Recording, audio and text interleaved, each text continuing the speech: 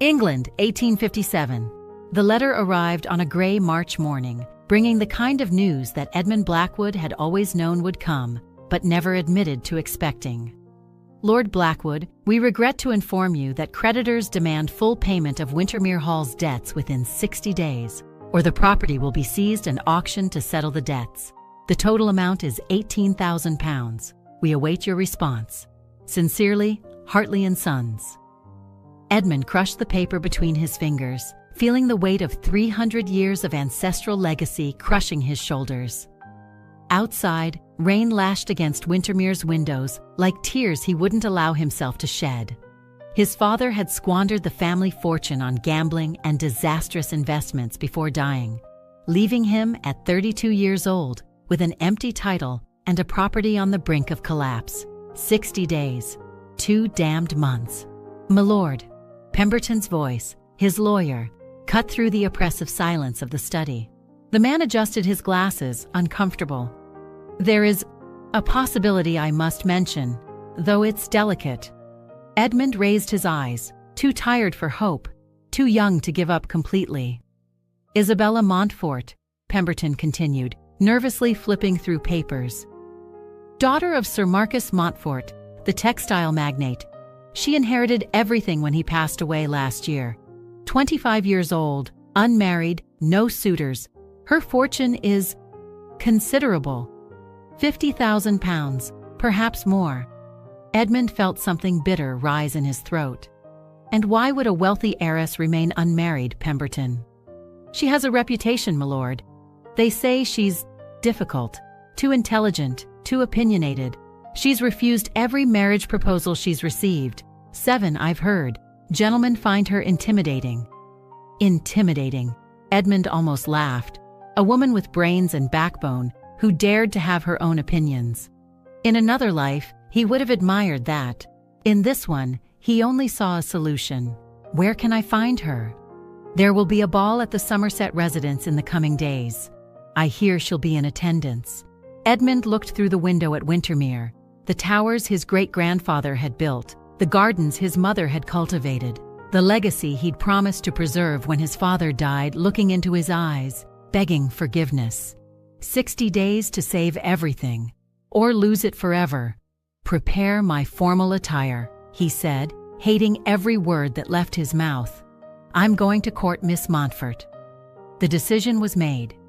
Edmund Blackwood, descendant of a noble lineage, would propose marriage to a woman he'd never seen, for money he desperately needed, to save a legacy he couldn't let die. May God forgive him, because he would never forgive himself. Edmund recognized Isabella Montfort the instant he saw her cross the Somerset ballroom, not because she was the most beautiful, though beauty was there, sharp and aristocratic, in the angle of her chin and the dark eyes that observed everything with surgical intelligence, but because all the other young ladies floated through the ballroom like ornamental swans, while Isabella Montfort walked as if she owned the ground beneath her feet.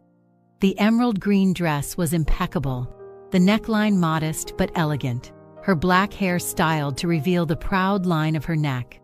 She didn't smile sweetly at the gentleman who greeted her, didn't lower her eyes, didn't feign shyness she clearly didn't feel, and Edmund realized, with something between admiration and despair, that courting this woman would be far more difficult than he'd imagined. He watched as she conversed briefly with Lady Somerset, answering questions politely, but without the effusive enthusiasm other young women displayed. There was a restraint in her, a guard always raised, as if she were present at the ball out of obligation, not pleasure. Edmund waited for the right moment, when she separated from the other ladies and walked toward the terrace to take some air. He followed her, mentally rehearsing words that sounded hollow even to his own ears. How does one declare to a stranger that he needs her fortune to survive? The cold March night wind whipped his face as he stepped onto the terrace. Isabella was leaning against the stone balustrade, looking at the lantern-lit gardens, perfectly aware of his presence, but not deigning to turn around. Miss Montfort, he began, approaching respectfully, maintaining proper distance. Lord Blackwood. She didn't look at him. You took longer than I expected. Edmund stopped completely, disconcerted. Pardon? She finally turned, and those dark eyes pierced him with uncomfortable precision. There was no malice in them, only cold, calculated assessment. Pemberton has been making discreet inquiries about my fortune and marital status for 3 days. He's not exactly a master of subtlety. A cold smile touched her lips. So I presume you're here to make a proposal. Wintermere is in financial trouble, isn't it? £18,000 in debt, I've heard. 60 days until the auction. Edmund's pride burned like live coals. She knew. She knew everything. And she'd let him come here anyway, probably amusing herself with his discomfort. You are extraordinarily well-informed, madam. I always have been. It's an advantage people underestimate in women, thinking we don't pay attention or don't understand business. She tilted her head, studying him as one evaluates an investment. When Pemberton began his investigations, I had my own lawyer research you. Lord Edmund Blackwood, 13th Baron of Wintermere, 32 years old, ancient title, respectable family, no public scandals, magnificent property, but poorly managed for 2 generations. Each word was a precise blade, cutting what remained of his dignity. Edmund felt his hands close into involuntary fists. So, Lord Blackwood, she continued, voice soft but relentless, will you dance around the subject with empty flattery and false courtship, or do you prefer to be direct? I appreciate honesty. It's so rare among gentlemen. Edmund felt the world narrow around them, just him, her, and the raw truth hanging between them, like a suspended blade. Very well. If she wanted honesty, he would give her honesty. He had nothing left to lose but pride, and that was already in tatters. Very well. Honesty. He straightened his shoulders, meeting those challenging eyes. Wintermere is on the brink of ruin. My father squandered the family fortune on gambling and disastrous investments before he died. I need £18,000 in 60 days, or I'll lose everything. The property, the legacy, everything my family built over 300 years. I came here tonight with the intention of courting you and, eventually, asking for your hand in marriage. Eventually, she repeated, almost amused. As in 3 weeks? 2? Tomorrow? Tomorrow, if you would accept. Isabella gave a low laugh, without humor, but there was something close to approval in her eyes. At least you're honest. That's refreshing, actually. Most gentlemen would have lied, feigned sudden affection, declared admiration from afar. She turned completely to him, crossing her arms. And what would I gain from this arrangement, Lord Blackwood? Besides the dubious honor of saving an impoverished nobleman from his own ruin? Edmund swallowed the pride that threatened to suffocate him. A title, social position, the respectability of marriage. Wintermere is a magnificent property when properly maintained. 50 rooms, 1,000 acres of land, privileged location. With the right investments, it could be profitable again. And He paused, searching for something of value to offer beyond empty promises.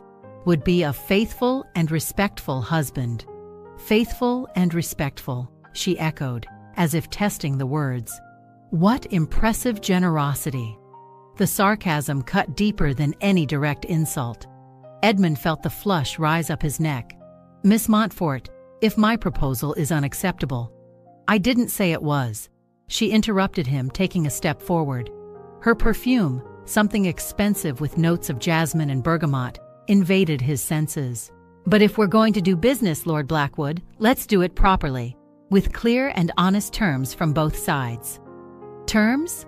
I accept to marry you. The words came out firm, without emotion, as if she were closing a business contract. You'll save Wintermere. You'll have access to my fortune to settle your debts and restore the property. In exchange, I receive the title of Lady Blackwood and the respectability you mentioned. Edmund felt relief flood his chest like water after days in the desert, until she continued. But there are non-negotiable conditions. The relief froze in his veins. Of course there would be conditions. What conditions? Isabella raised her chin, those dark eyes fixed on his without blinking, without retreating. First, this will be a marriage without conjugal rights. We'll share residence, but not a bed. Separate rooms, separate lives in that aspect. Edmund felt the world tilt beneath his feet. But an heir? Perhaps one day, if I decide, if and when I'm ready. Until then, you'll have no access to my body. I'm not merchandise that comes included in the transaction. This is non-negotiable. Humiliation burned his throat like bile, but Edmund forced himself to nod. And the second condition? I'll maintain total control over my fortune. Yes, I'll use it to save Wintermere. I'll consider it an investment. But all future financial decisions will go through me. You won't spend a penny without my approval. She crossed her arms, absolute firmness in every line of her body. And I'll have freedom to continue managing my investments and businesses as I always have. I won't be an ornamental doll in your house, Lord Blackwood. I won't be silenced, ignored, or treated as decoration. Isabella. The name escaped before he could contain it. Too intimate for strangers. Miss Montfort, she corrected coldly. You haven't accepted my terms yet. And there's more. Edmund closed his eyes briefly. Of course there's more. I'm listening. Wintermere will be saved, but merely saving isn't enough. The property needs to become self-sustaining, profitable. My father started with a small textile factory and built an empire worth over £100,000. I learned at his feet how to transform loss into profit, how to invest wisely, how to make money work instead of just spending it. Her eyes shone with something that seemed like genuine passion. I've analyzed Wintermere's public records. Excellent lands, strategic location near trade routes. But it's been poorly managed for years. Poor harvests, low rents, wasted opportunities. Edmund wanted to argue, defend his father's management, but he couldn't. Because she was right. With the right investments and proper management, Isabella continued, Wintermere could yield £5,000 a year, perhaps more. But this requires changes, modernization, and someone willing to learn. She stared at him directly.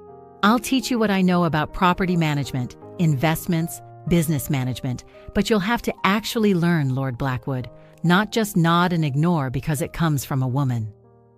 Edmund processed this, pride and pragmatism warring within him. A woman teaching him to manage his own ancestral property. His grandmother would be rolling in her grave. But, you would do this? He asked, voice lower. Why? What do you gain besides the title? Something passed through her eyes, ancient frustration, deep weariness, the armor cracking just a fraction. Because I need this marriage as much as you do, Lord Blackwood, just for different reasons. I don't understand. Isabella sighed, turning to the balustrade, looking at the night. When she spoke again, there was bitterness in every word. I'm 25 years old. By society's standards, I should have been married 5 years ago, with at least 2 or 3 children. My family won't stop pressuring me. Uncles, cousins, even friends of my late father, all insist I need a sensible man to guide my decisions. She laughed without humor, as if my own father hadn't taught me every detail of business before he died. As if I hadn't doubled his fortune in the last 2 years through intelligent investments. They want control over your money, Edmund said slowly, understanding. Exactly. My Uncle Alfred manages part of the business, the part I still haven't been able to legally claim. He's pressuring me to marry his son, my cousin Gerald, an idiot who lost £3,000 on horses last year. She gripped the balustrade tightly. And the only legal way he has to force me is through a husband. If I keep refusing proposals, he can argue before the courts that I'm emotionally unstable or incapable of rational decisions for refusing so many suitors. And then a judge can appoint a guardian for me, probably my uncle. Edmund felt anger surge, not for himself but for her, for the impossible trap society had created. So you need a husband, but one who won't try to control you. Precisely. She turned to him again.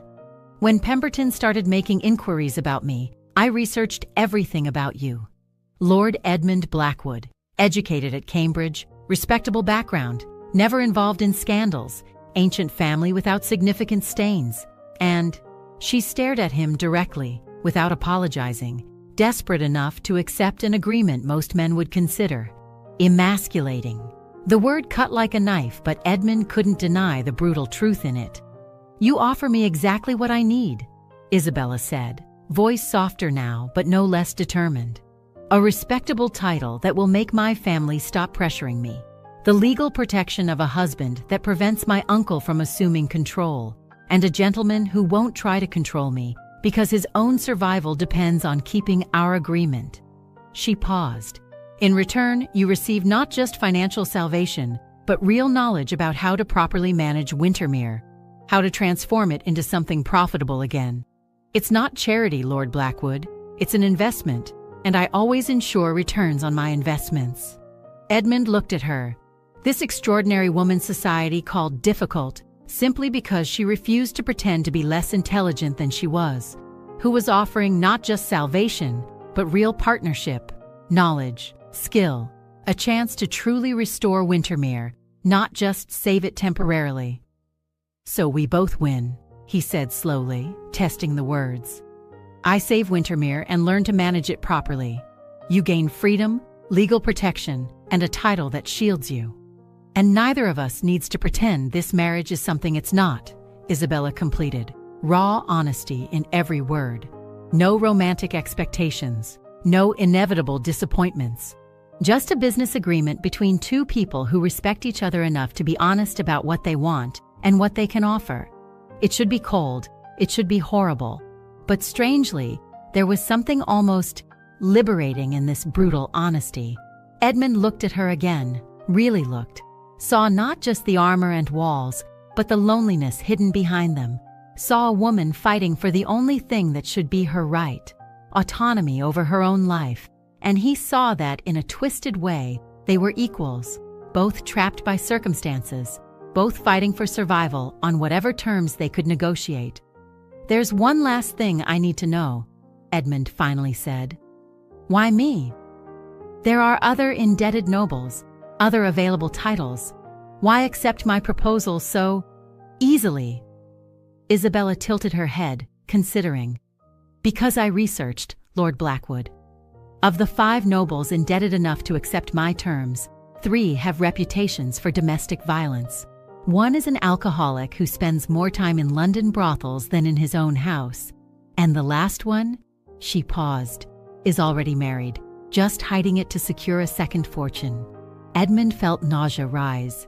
"You," she continued, "have never raised your hand to anyone according to all my sources.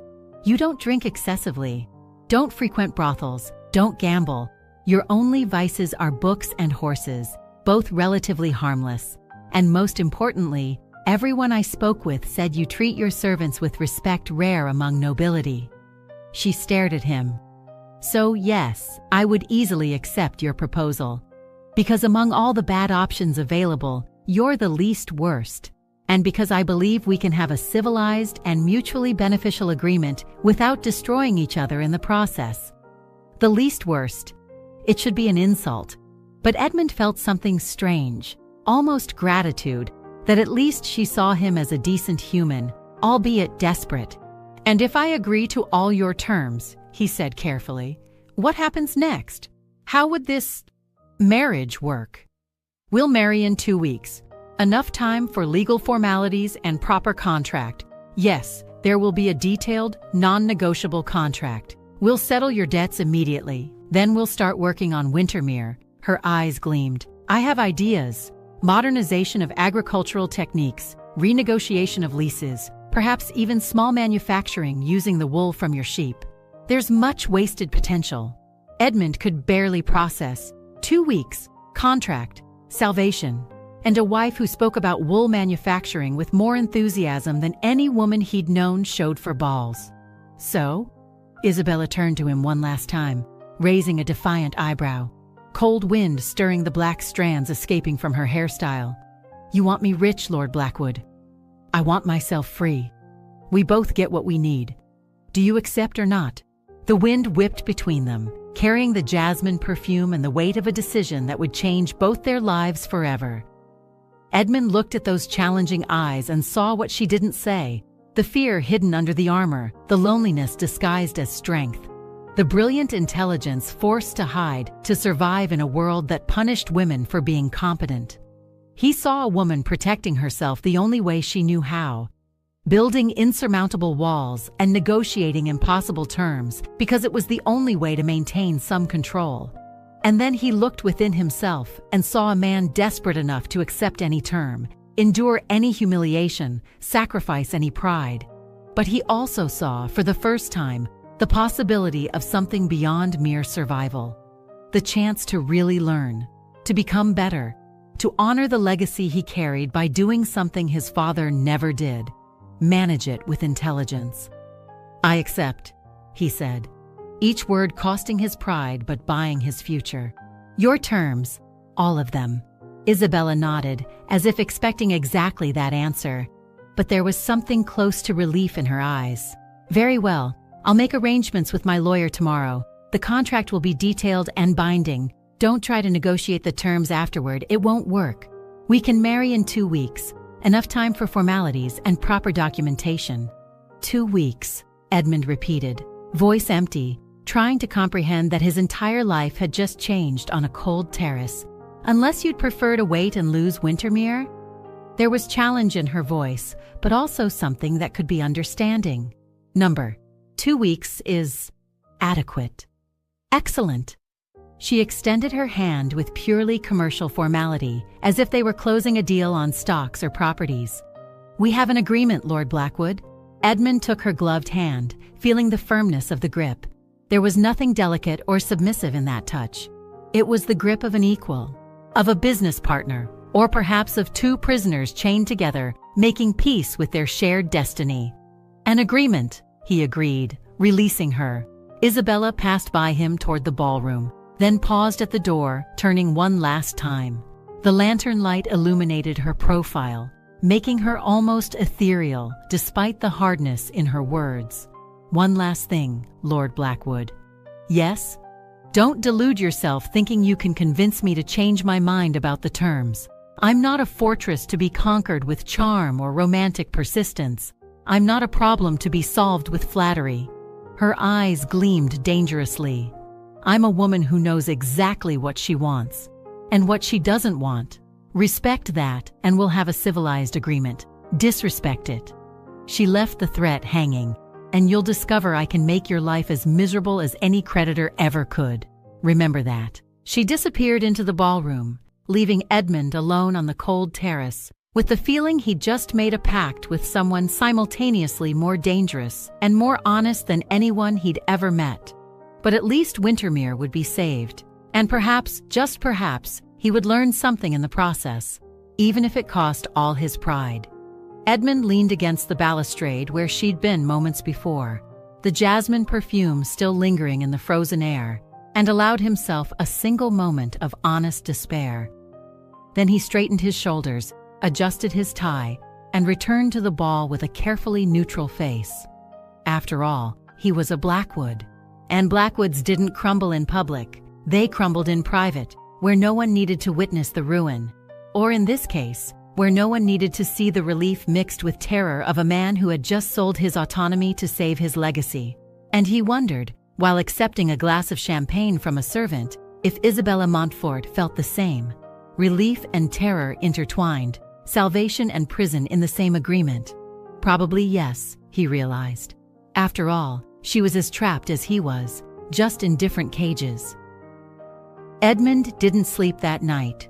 He stayed in Wintermere's library until dawn, looking at the contract Isabella's lawyer had delivered that afternoon.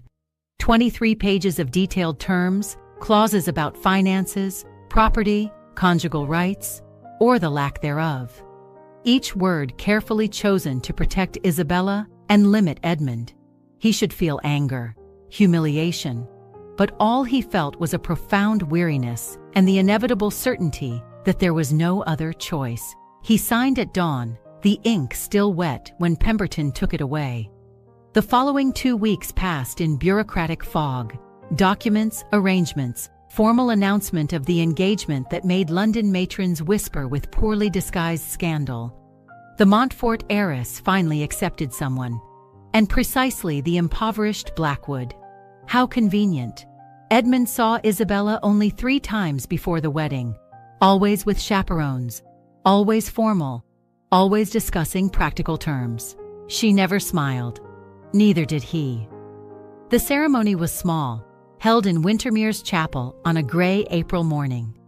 12 witnesses, no close family from either side. Isabella wore a light blue dress, simple but elegant. Edmund, his best suit that no longer fit perfectly. He'd lost weight in recent weeks. The vicar recited the traditional vows with a voice that trembled slightly, as if sensing the ice between groom and bride. "Do you take this woman?" Edmund said, "I do," looking not at Isabella, but at the stained glass behind her. "Do you take this man?" Isabella said, "I do," with the same intonation she would use to confirm a banking transaction. The moment to sign the marriage register arrived. Edmund picked up the pen, aware of Isabella beside him. Their hands touched briefly when she took the pen from him. Just 1 second. Lace gloves against bare skin. Electricity shot through Edmund's arm. Isabella felt it too, her eyes widening a fraction before quickly looking away. The first and only real touch between them. "You may kiss the bride," the vicar announced, uncomfortable.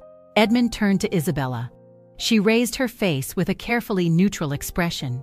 He leaned in, pressing his lips against hers for exactly 2 seconds. Cold, formal, devoid of any warmth or promise. When they pulled apart, her eyes shone with something that could be relief or disappointment. Edmund couldn't decipher it.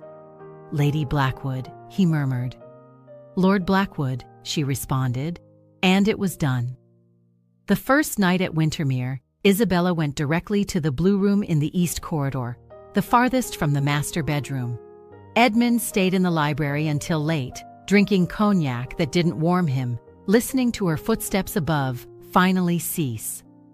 The following weeks established a painful pattern: breakfast at 8, polite conversations about weather and estate matters. Isabella disappeared into the study Edmund had ceded to her, diving into account books and correspondence. Dinners at 7, more polite silence. Then, separation to distinct rooms, parallel lives under the same roof, shared loneliness that hurt more than true loneliness. Edmund was beginning to understand that he'd saved Wintermere, but lost something he didn't even know he needed: human connection. And looking at Isabella across the dinner table, so close physically, so infinitely distant in all other aspects, he suspected she felt exactly the same. 2 married strangers, 2 different prisons. A silence that screamed louder than any words. Edmund found the letters by accident. 3 weeks after the wedding, he was looking for a book on crop rotation in the library when a pile of papers slipped from Isabella's desk. He bent down to collect them and froze upon seeing the childish handwriting. "Dear Lady Benefat, good lady, thank you for the new boots. My feet don't hurt anymore when it snows. Your friend, Molly, 7 years old." Edmund picked up another letter. And another. Dozens of them, written in trembling hands of children learning to write. All addressed to Secret Angel or Kind Lady or simply Our Savior. He shouldn't read them. He knew that. But he couldn't stop. "Thanks to you I got into school. The teacher says I'm good with numbers. Maybe one day I'll work in a real bank, not just cleaning the floors. The orphanage food has improved a lot. Now we have meat twice a week. Nobody knows who pays, but I know it's you. God bless you." Banking documents mixed with the letters showed the cold truth. Isabella had invested more than £15,000 in the last 2 years. Orphanages in London, Manchester, Birmingham. Schools for poor girls. Apprenticeship programs for young people without families. £15,000. Almost enough to save Wintermere. And she had chosen to save anonymous children.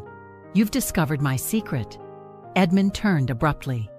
Isabella stood in the library doorway, face pale but chin raised, defiant even when caught. The fireplace light danced on her profile, making her less formidable, more human. "I didn't mean to." The letters fell and... Edmund stopped, realizing excuses sounded hollow. "Forgive me. I shouldn't have read them." "No, you shouldn't have." She entered, closing the door behind her. When she spoke again, there was weariness in her voice. "But since you've read them, I suppose you have questions." "Why hide it?" Isabella laughed without humor, approaching the fireplace. "Because society finds it charming when women do superficial charity, Christmas baskets, charity balls where we spend more on decoration than we donate. But investing real fortunes in education for the poor?" She stared at him. "That's radical, dangerous. It shows we take these people seriously. That we believe orphan girls deserve real chances, not just crumbs of pity." Edmund looked at the letters in his hands, small pieces of paper that represented changed lives. £15,000. 17, actually. "There are 2 new orphanages in Bristol the letters don't mention yet." She crossed her arms, defensive. "Are you going to judge me for this? Say I should have saved it for emergencies? That charity is wasteful?" "No." Edmund carefully placed the letters on the table. "I'm going to say you're not who I thought you were." Something wavered in her eyes. "And who did you think I was?" "A cold woman, calculating, who saw everything as transactions and numbers." He approached, maintaining respectful distance, but finally looking at her, really looking. "But these letters, they show someone who cares deeply, who chooses to make a real difference even when no one knows." "No one is ever just one thing, Lord Blackwood." Isabella turned to the flames, voice softer. "I can be good with numbers and still have a heart. I can protect my freedom fiercely and still care about those who have no freedom at all." Edmund felt remorse squeeze his chest. How many times had he judged her in recent weeks? How many times had he sat at the table thinking he'd married a woman without soul, incapable of affection? "Molly is 7 years old," he said, remembering the first letter. "The age of my sister when she died of fever." Isabella looked at him, surprised by the personal sharing. "I didn't know you had a sister." "Catherine, 20 years ago. But I still remember her laughter." Edmund picked up one of the letters again. "If she'd lived, she would be terrified by our financial situation. She always cared so much about others." Silence weighed between them, but different from the usual silence. This one had weight, texture, hesitant sharing. "Why schools for girls specifically?" Edmund asked. Isabella hesitated then. "Because no one else invests in them. Poor boys have some options, apprenticeships, manual labor. Girls? Domestic service if they're lucky, prostitution if they're not. Education could change that, could give them choices." "As they gave you." "My father was unusual. He taught me as he would teach a son." Old pain crossed her face. "But he died, and suddenly my family decided an educated woman is an aberration. That I should shut up, marry, disappear conveniently." She hugged her arms around herself. "These girls deserve better. Deserve the chances I had, but that society wants to deny them." Edmund saw then, not just the woman who had negotiated marriage as a transaction, but the person behind the armor. Someone wounded by loss, fighting against a world that limited her, channeling pain into purpose. "You're extraordinary," he said softly.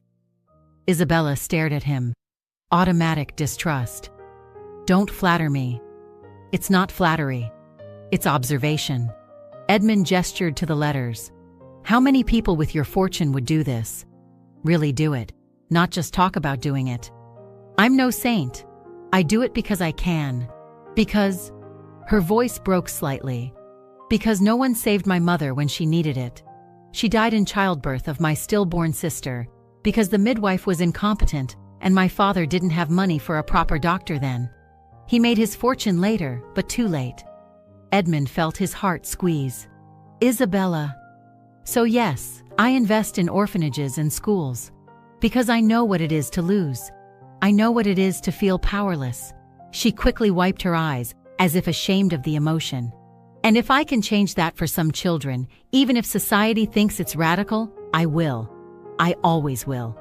Edmund took a step forward, then stopped, remembering the terms. No touch, no intimacy. But he wanted, for the first time since the wedding, wanted to embrace her, comfort her, say he now saw who she really was. "No one ever is, Lord Blackwood," she repeated, composing herself. never just what they appear. "Edmund," he said impulsively. "Pardon? My name. Edmund. Not Lord Blackwood when we're alone." He offered something that could be peace, or the beginning of something different from the cold silence of recent weeks. Isabella considered, then nodded minimally. "Then call me Isabella." Not Miss Montfort or Lady Blackwood, just Isabella. Isabella, he tested, and the name sounded different now, less formal, more real. She took the letters from him, storing them carefully. "Will you keep my secret? You don't need to worry about that." "Why?" "You could use it against me, spread that I spend fortunes on radical charity." Edmund held her gaze. "Because it's not a shameful secret. It's an honor. And because," he paused, "because perhaps I'm also not just what you thought." "And what did I think? A useless nobleman who ruined the property and needed to be saved by a more competent woman." Isabella almost smiled. Almost. "Well, that part is true. Yes, but perhaps I can learn. Perhaps." Edmund looked around the library. "Perhaps we can be more than strangers under the same roof." "I'm not changing the terms," she said quickly, fear crossing her face. "I'm not asking. Just how to explain what he barely understood. Friendship, perhaps. Real respect, not just the contract term." Isabella studied him for a long time, looking for traps, finding only weary sincerity. "Perhaps," she finally agreed. "Perhaps we can try that." It wasn't love. Not even close, but it was a crack in the ice, and sometimes cracks are how everything begins. The dinner at the Hartley residence, 2 weeks after discovering Isabella's letters, was an important event of the season. 30 guests, conversations about politics and business, exactly the kind of occasion Edmund used to dread since the financial ruin. But tonight was different. Isabella was beside him. Bordeaux satin dress, politely conversing with Lady Hartley about textile market trends. He noticed how other men observed her, part admiration, part discomfort with a woman who spoke of business with such propriety. It was during the second course that Lord Ashton, an enriched merchant with old opinions, decided to share his unsolicited wisdom. "I hear Lady Blackwood manages her own finances," he commented loud enough for the entire table to hear, condescending smile on his lips. "How modern. Though I don't envy your delicate position, Blackwood. Women and numbers rarely mix well. My own wife can't even balance the household expense book." Discreet laughter around the table. Isabella remained still, face carefully neutral, but Edmund saw the tension in her shoulders, the way her fingers tightened on the fork. How many times had she heard this? How many times had she been diminished, ridiculed, for simply being competent? Edmund felt anger burn in his chest, not for his humiliation, but for hers. "Interesting observation, Lord Ashton," he said, voice calm but cutting. The hall silenced. "Since my wife doubled the fortune she inherited in just 2 years through strategic investments, while I hear you lost £12,000 last quarter trying to monopolize the wheat market, unsuccessfully." Ashton paled. Some women hid smiles behind their fans. "Moreover," Edmund continued, turning slightly to Isabella with genuine respect in every word, "my wife possesses a sharper mind for business than any gentleman in this room, including myself, and I'm not ashamed to admit it." The silence was absolute now. Isabella stared at him, eyes wide with genuine shock. Edmund didn't stop. If he was going to do this, he'd do it completely. "In fact, I was waiting for the appropriate moment to discuss this publicly." He looked around the table, finding curious and some disapproving eyes. "Wintermere is being financially reorganized, and all investment decisions go through Lady Blackwood. Not because I'm obligated by contract, but because I trust her judgment more than my own." "Blackwood," Lord Hartley intervened, evident discomfort. "Surely you don't need to—" "I do, yes," Edmund interrupted, then softened his tone. "Forgive my frankness, but I believe it's important to clarify. There are those who think my marriage was embarrassing, that marrying a woman who manages her own fortune is a sign of weakness." He took Isabella's hand on the table. First time he'd touched her intentionally since the wedding. She didn't pull away, just watched him as if trying to decipher a puzzle. "But the truth is, I have extraordinary luck," Edmund said, lightly squeezing those trembling fingers. "I married a woman who not only saved Wintermere from ruin, but is teaching me how to manage it properly, how to make intelligent choices, how to transform a decadent property into something prosperous again." He turned completely to her, now ignoring the other guests.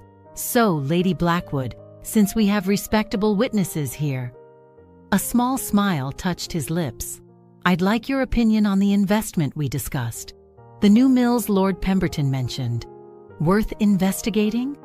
Isabella blinked, processing. He was genuinely asking her advice, in front of everyone, publicly acknowledging her authority. She cleared her throat, composing herself. When she spoke again, there was strength in her voice. "The mills have potential, but Pemberton overestimates the return. I suggest negotiating a 40% stake, not the 30 he's offering, and including an exit clause if production falls below specific levels in the first year." "See?" Edmund looked at Lord Ashton, eyebrow raised. "Precise analysis in seconds. It took me 3 days studying the same documents, and I didn't identify those risks." "Because you weren't properly trained," Isabella said softly, then seemed surprised by her own words, as if she didn't expect to also defend him publicly. "Exactly. But I'm learning." Edmund released her hand, aware that prolonged touch would violate the terms, but the message was sent. With the best possible teacher. The dinner continued in a strange atmosphere. Some guests clearly disapproved, others seemed thoughtful. But Edmund didn't care, because when he risked looking at Isabella again, he saw something he didn't expect. Gratitude. And perhaps, just perhaps, the beginning of something that could be real respect. Not love. Not yet, but another genuine crack in those impossible walls. And Edmund realized it was worth every second of social discomfort, because for the first time since the wedding, Isabella looked at him as a person, not as a necessity, not as a transaction, as someone who might be worth knowing. Edmund discovered by accident 3 weeks after the dinner. He found Isabella in the study at 2 a.m, still dressed, surrounded by letters and documents, her eyes red but dry. She didn't cry, probably never allowed herself that. "Isabella." He entered hesitantly. "Is everything all right?" She raised her face, exhausted. "The Manchester orphanage. St. Agnes, it's going to close." Edmund sat in the opposite chair, waiting. Accumulated debts. The building owner sold to a speculator who wants to demolish and build a factory. Her voice was controlled, but Edmund heard the pain underneath. 53 children. I have nowhere to send them. The other orphanages are full." "How much?" Edmund asked. £5,000. To buy the building and settle operational debts. She passed her hands over her face. "I don't have it liquid now. I invested heavily in the mills we discussed. It would take 2 months to liquidate without significant losses. And they have 3 weeks. Edmund saw the despair she tried to hide, the scattered letters, all from St. Agnes. "Thank you for the hot soup. Miss Martha taught us to read. I'm not afraid of the dark anymore because I know you care. 53 children, 3 weeks. I'm going to sleep," Isabella said, rising stiffly. "Maybe in the morning I'll find a solution." But Edmund saw she didn't believe that. In the following 3 days, he worked in silence, visited discreet jewelers in London, antique collectors, auctioneers who did private business. The great-grandmother's gold locket, gift from King George III, sold for £800. The great-grandfather's sword collection, including a 16th-century piece, $1,200. The Chinese porcelain dinner service, 120 pieces, $900. The solid silver candelabras from the hall, $700. The grandfather's pocket watch, the only personal gift his father had given him, $400. Each sale hurt like tearing pieces of himself. 300 years of family history disappearing in cold transactions. The locket especially. His mother used to let him hold it as a child, telling stories about the great-grandmother who'd met kings. But whenever he hesitated, he thought of those letters. "I'm not afraid of the dark anymore because I know you care." 53 children were worth more than gold and porcelain, worth more than his pride. He managed £5,300 in a week, transferred anonymously to St. Agnes through an intermediary bank, instructing them not to reveal the source. He returned to Windermere exhausted, the empty display case where the locket had been seeming to accuse him. Isabella noticed 3 weeks later. Edmund was in the library when she entered, letter in hand, face pale. "St. Agnes was saved," she said, voice strange. "Someone paid everything, anonymously." Edmund continued reading, forcing naturalness. "How wonderful! See? There are good people in the world." "Edmund." Something in the tone made him look up. Isabella was holding another letter. "The jeweler mentioned casually to Pemberton that you sold the locket. He was impressed you accepted such a low price for a quick sale." Silence filled the library like rising water. "And then I noticed," she continued, voice trembling now, "that the display case is empty. The candelabras disappeared. The porcelain service we used for formal dinners, replaced by a simpler one." Edmund slowly closed the book. There was no point in denying. "Why?" The question came out as a broken whisper. "Why would you do this?" He stood, approaching cautiously. "Because it mattered to you." But they were family heirlooms. 300 years of Blackwood history. You... Tears finally escaped. "You sold the locket. Your father gave you that watch. And you saved all of Windermere," Edmund said softly. "Invested a fortune in a property that wasn't yours. Why is it different?"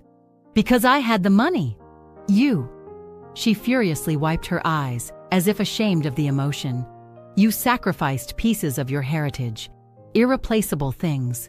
Edmund took another step, stopping inches from her. "Isabella, look at me." She reluctantly obeyed, those dark eyes swimming in tears.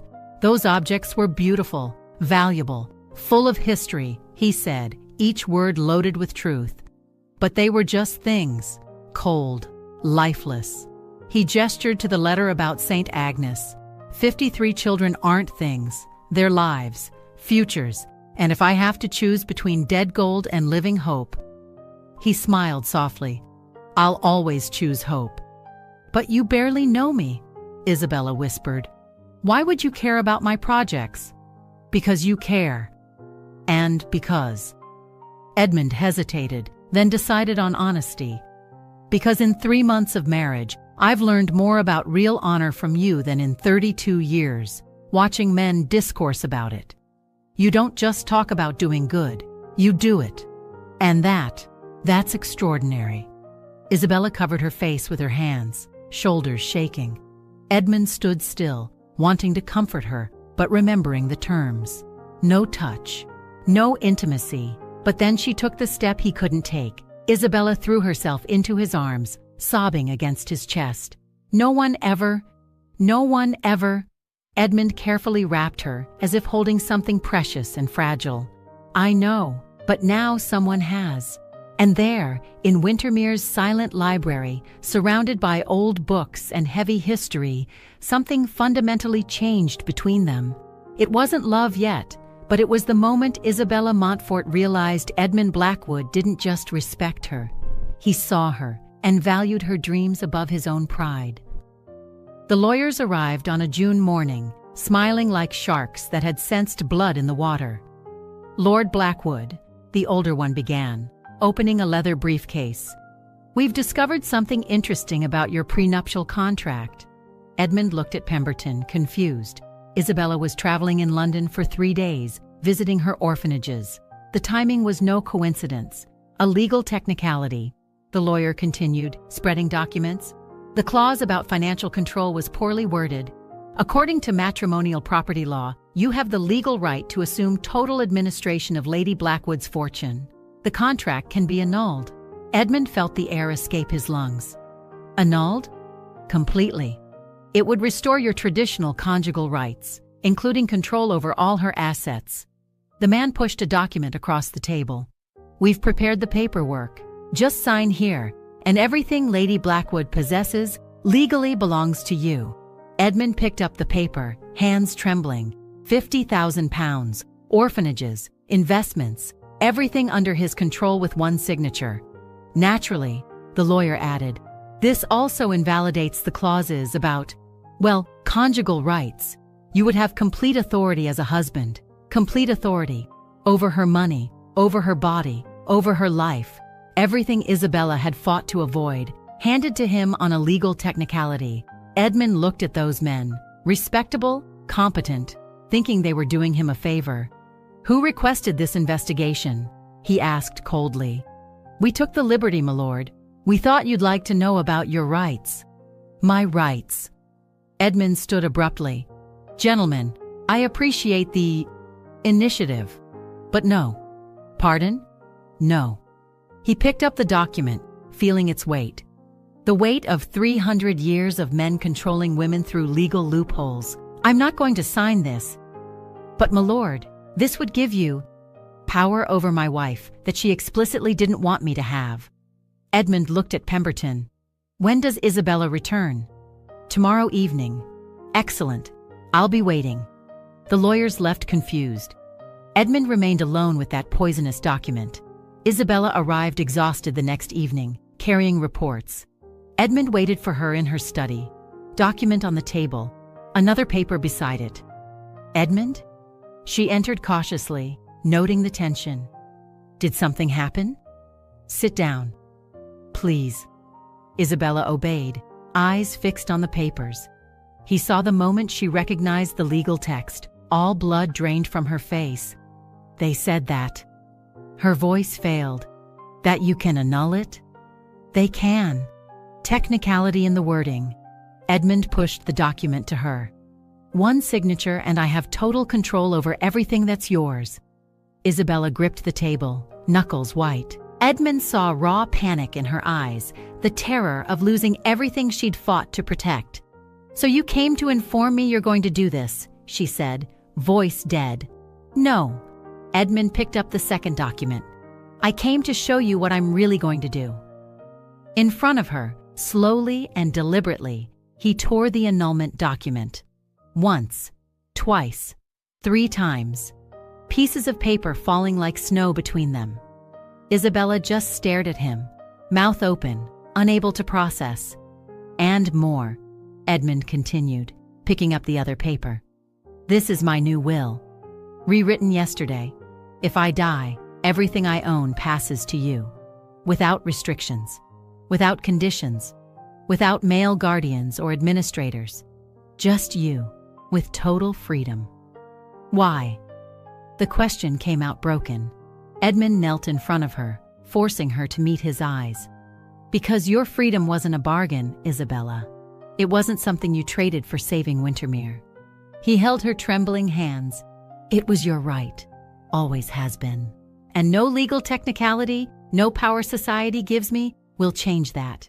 Tears streamed down her face now, silent and unstoppable. No man ever... She could barely breathe. No man ever gave up power over me. Everyone wanted more. Always more. Then everyone was a fool. Edmund squeezed those hands. Because what you offer freely, your intelligence, your passion, your purpose, is worth infinitely more than anything I could take by force. Isabella pulled her hands away, covering her face as she sobbed. Edmund remained kneeling, waiting, offering presents without demanding anything.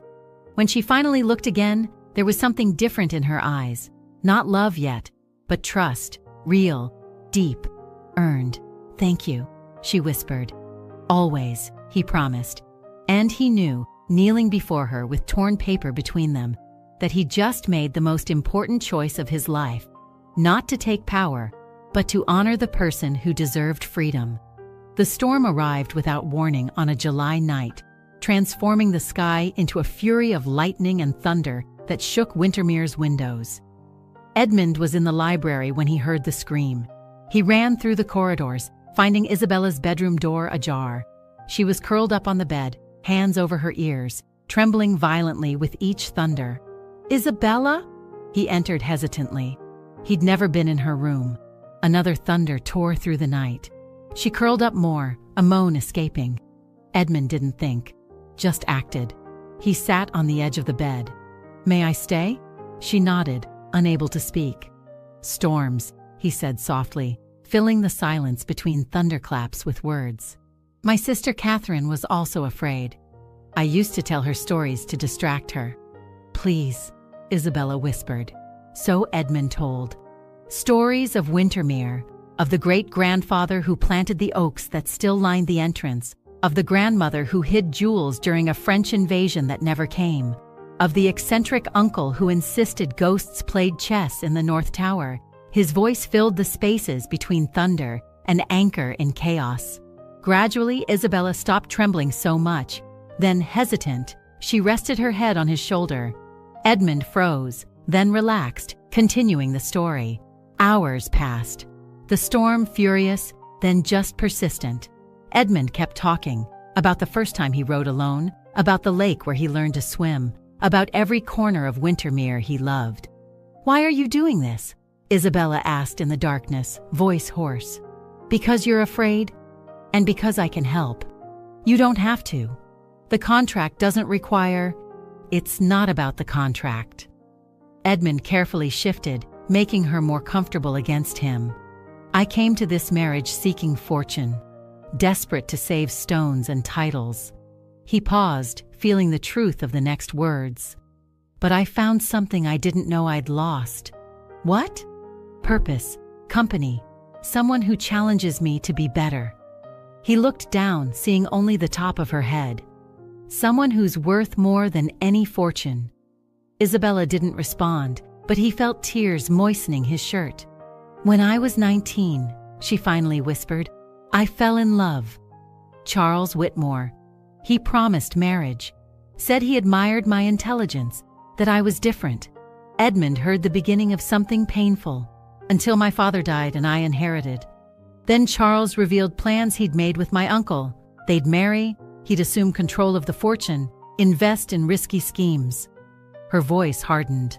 When I refused, he spread rumors, said I was cold, impossible, that no man could stand me. He built the reputation that's followed me ever since. Isabella. It was on a stormy night I discovered it. I heard him and my uncle planning in my father's study, thinking I was asleep. She trembled. Since then, storms remind me of that night, of how foolish I was to trust. Edmund understood then, not just fear of thunder, but trauma of betrayal, of discovering that love was a lie. Charles was a fool, he said firmly, because you're worth being loved for who you are, not for what you possess. She raised her face, eyes shining in the dimness. How can I know that you can't? Not yet. Brutal honesty.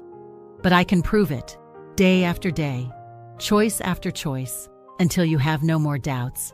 Isabella studied him, then lowered her head again on his shoulder. Stay, just until the storm passes, as long as you need. She fell asleep like that, curled against him, breathing finally calm. Edmund remained still, holding her, feeling her weight, not just physical, but emotional, the trust that had cost her so much to offer. And when the first ray of sunlight pierced the curtains, Isabella woke slowly, still in his arms.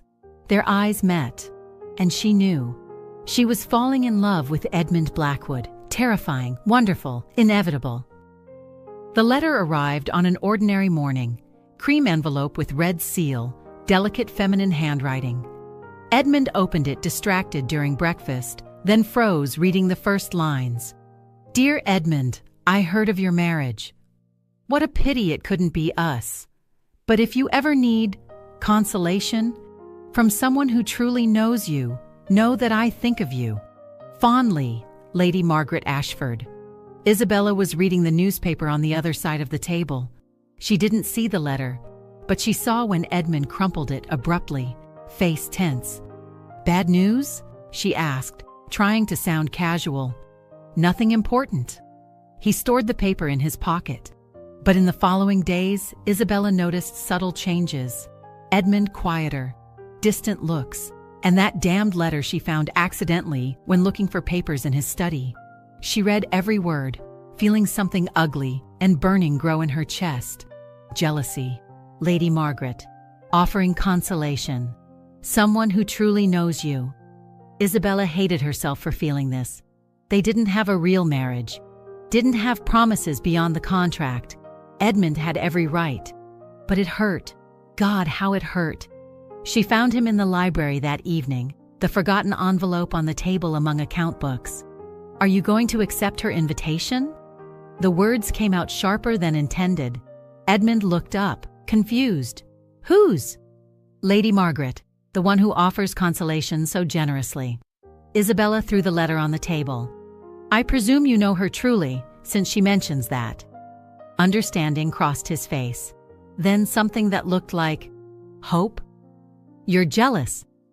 Don't be ridiculous. Isabella crossed her arms defensively. Just want to know if you plan to accept. To organize myself appropriately. Edmund stood slowly, picking up the letter. Then, without breaking eye contact, he walked to the fireplace and threw it in the fire. There is no other, Isabella. He watched the flames consume the paper.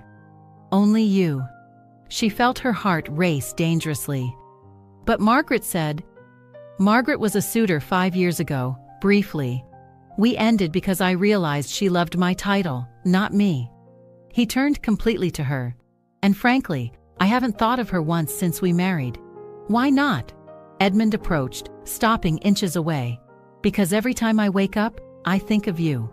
About how you'll restructure that day's accounts, which orphanage you'll visit.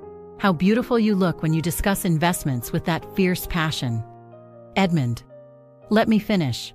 He breathed deeply. I know I started this for money. That I came desperate, willing to sell myself for Wintermere. And you have every right to never forget that. But somewhere between the storm and today, between learning from you and seeing you save children, between every conversation and every shared silence, his voice broke. I fell in love with you. Completely.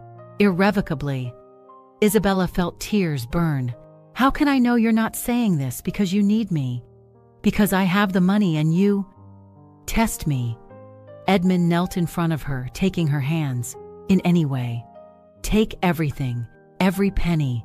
Leave me with nothing but empty Wintermere, and I'd still wake up happy beside you. Because you, Isabella Montfort Blackwood, are worth more than any fortune, more than any legacy, more than any damn thing I thought I needed. Edmund, stand up. No. He squeezed her hands.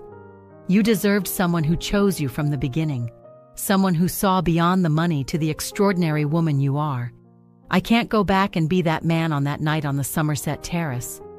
Tears shone in his eyes. But I can be that man now. Every day. For the rest of my life. If you let me. Isabella also fell to her knees, framing his face between her hands. You're an idiot. Probably. Complete idiot for thinking I still see the desperate man on the terrace. She touched her forehead to his. I see the man who sold heirlooms to save children, who tore up contracts to give me freedom, who held me during a storm without asking for anything in return. Isabella, I also fell in love, Edmund, and it terrifies me, because if you hurt me, I won't. I swear by everything I am. And there, kneeling on the library floor, hands intertwined, they finally said the truth. Not as a contract, as a promise. 5 days after that night in the library, Isabella entered Edmund's study carrying a sealed envelope. He stood immediately, heart racing. Her expression was serious, almost formal, like that first night on the Somerset Terrace. Isabella? I need to talk about our agreement. She placed the envelope on the desk. I'd like to renegotiate the terms. Edmund felt the world collapse. Of course, he'd declared love, exposed himself completely. And now she'd retreat, protecting herself as she always had. I understand, he said, voice carefully neutral despite the pain tearing through his chest. What terms would you like to change? All of them. Isabella pushed the envelope to him. Open it. With trembling hands, Edmund opened it. Inside was a new contract, official cream paper, lawyer's seals, completely blank. He raised his eyes, confused. "I don't understand." "I'm annulling our original contract." Isabella approached, eyes shining with contained emotion. "I don't want agreements anymore, Edmund. I don't want terms and clauses and legal protections between us. But I want a real marriage." She held his face between her hands. "I want to wake up beside you. I want to discuss Windermere as true partners. I want—" Her voice broke. "I want to be your wife for real, in every way." Edmund could barely breathe. "Are you sure?" "You don't have to." "I'm sure. For the first time in years, I'm absolutely sure about someone." Isabella smiled through tears. "You showed me what it is to be seen, valued, loved for who I am, not what I possess. How could I not love you too?" "Isabella?" The name came out as prayer, adoration, promise. She pulled him down, finding his lips in a kiss that had nothing formal or contained about it. It was hunger, promise, choice. Edmund wrapped her, deepening the kiss, 6 months of restraint finally breaking in a tide of real emotion. When they separated, both were trembling. "This time," Isabella whispered against his lips, "when I say yes, it's forever." "Forever," Edmund agreed. 8 months later, June brought golden sun to Windermere, transforming the property into something Edmund barely recognized from the dark, decadent place he'd almost lost. The fields undulated with healthy wheat. The mills produced steady profit. Investment Isabella had suggested that proved brilliant. The debts had been settled months ago. And in the East Wing, newly built with honey-colored bricks, the Montfort School for Girls received its first class of 20 students. Edmund sat under the century-old oak in the school garden, surrounded by girls aged 7 to 12, who watched him with fascination as he read. And then the knight told the princess. He paused dramatically, making the children lean forward eagerly. That she didn't need to be saved, because she'd already saved herself. "But what about the dragon?" a red-haired girl asked. "Ah, the dragon." Edmund smiled. The princess negotiated with him. She discovered the dragon was only angry because no one listened to him. So they made an agreement. The dragon would protect the kingdom, and the kingdom would respect him. The girls applauded, satisfied with the ending where everyone won. "That story is much better than the others," another girl declared. "The princesses don't just wait." "Never wait, girls," Edmund said, closing the book. "The best stories are those where everyone chooses to be brave." "Edmund!" Isabella's voice crossed the garden, loaded with affection and light exasperation. "They're waiting for you for dinner. And you promised not to be late today." He looked up, and his heart still raced. Still after a year, seeing her. Isabella on the school veranda, light blue muslin dress, hair loose in the wind, one hand resting on the belly that was beginning to round beneath the fabric. 7 months pregnant, and she'd never been more radiant. 5 minutes, he promised, turning to the girls. "Tomorrow I'll finish the story of the knight who learned to cook." Laughter and protests, but the girls ran to their arithmetic classes. Edmund walked to Isabella, who waited with a smile that still completely disarmed him. "You're spoiling the girls," she accused without real censure. "I'm educating," he corrected, offering his arm. "There's a difference. Telling stories about princesses who negotiate with dragons, better than waiting for rescue." He guided her along the stone path toward the manor. "I learned from the best negotiator I know." Windermere rose ahead, majestic but welcoming now. Open windows letting in light, meticulously tended gardens, servants who didn't just work but lived there with dignity and fair wages. Another of Isabella's reforms. During dinner, Edmund watched his wife interact with Mrs. Brennan about the week's menu, discuss new leases with Pemberton, laugh at something Mary commented. Isabella hadn't just brought fortune to Windermere. She'd brought life. Afterward, they walked through the gardens in the soft evening light, hands intertwined, comfortable in silence that was no longer empty, but full of mutual understanding. "Happy?" Edmund asked, as he frequently did, still needing to confirm she didn't regret it. Isabella rested her head on his shoulder. More than I ever dreamed possible. Even having married a desperate man who needed your money? Especially because of that. She stopped, turning to face him completely, dark eyes shining with emotion. Because you asked each other for the wrong reasons, Edmund. But you stayed for the only right reasons, which are daily choice, earned respect, love that grew not despite our scars, but through them. She touched his face gently. And because every day you choose me, and I choose you, always. Edmund held her hand against his face, turning to kiss the palm. You know what I realized? What? That I came to this marriage thinking I needed to save Wintermere. That this was my purpose, my reason. He pulled her closer, careful with the belly between them. But you taught me that legacies aren't made of stones and titles. They're made of choices, of how we treat people, of what world we leave behind. Isabella smiled, tears shining. You're getting philosophical, Lord Blackwood. Your fault, Lady Blackwood. You made me think. He looked around, at the school they'd built together, at restored Wintermere, at the prosperous fields. All of this is ours. Not mine, not yours. Ours. Ours, she agreed softly. Edmund slowly lowered himself, kneeling on the soft grass. Isabella gasped when he placed his hands on her belly, looking up with reverence that made her tremble. And soon, he murmured, speaking to both her and the life growing under his hands, we'll be 3. He'll love you, Isabella said, voice thick, running her fingers through his hair. Or she will grow up knowing a father who respects women, who values intelligence, who knows real fortune isn't in vaults. We'll know a mother who changes the world, Edmund added, pressing a gentle kiss to her belly. Who saves children, who's braver than any knight in stories. He felt movement under his hands. Small kick, life responding. Did you feel that? Isabella laughed, wonder and joy mixed. I felt it. Edmund stood, pulling her into a careful embrace, wrapping her completely. Our child, our beginning. They remained like that as the sun descended, painting Wintermere gold and pink. 2 hearts that began with cold transaction, but found true warmth.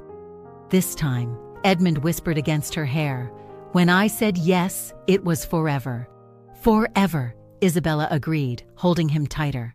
And in Wintermere, under English sky transforming into a veil of stars, the lord who'd almost lost everything and the heiress who'd almost locked herself away forever, finally rested, complete, chosen, loved, and with an entire future shining ahead, not built on contracts and terms, but on daily choices of honor, respect, and love that had proven to be the worthiest price of all.